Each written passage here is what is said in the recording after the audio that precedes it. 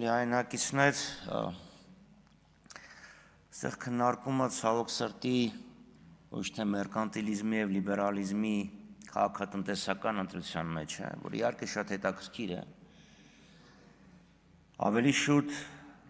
տնտեսական վիճակի մասին է խոսքը։ Այն ինչ որ հիմա ներկայացվում է,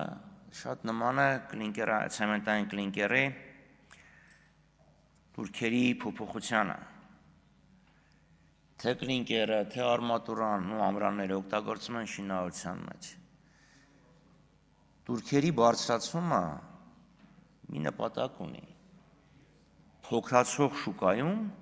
ապահովել տեղական արտադրողին, եթե շուկան լիներ մեծ եւ ընդարձակվող, տեղ բոլորի համար կլիներ։ Բայց քանի որ շինարարությունը չի կարող անվերջաճել, հարկային օրենսգիրքը փոխելով, սահմանափակելով եկամտահարկի հետվերադարձի ժամկետը 25 թվականով Երևանով, շինարարությունը արագ աճեց քաղաքում, Երևանում։ Մարզերում փոփոխությունը ակնկալված արդյունքը չի տվել, գոնե թվերը ցույց չեն տալի, որ մենք ունենք շինարարական բում մարզերում, խոսքը չի գնում Երևանին հարակից, երբ ասենք Աբովյանից ավելի էջ տեղացնել Քանաքեռ, քան Քանաքեռից Երևան։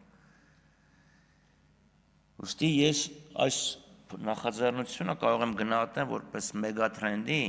շուկայի նվազման, շինարարական շուկայի նվազման առաջին զգուշացում։ Տնտեսությունը,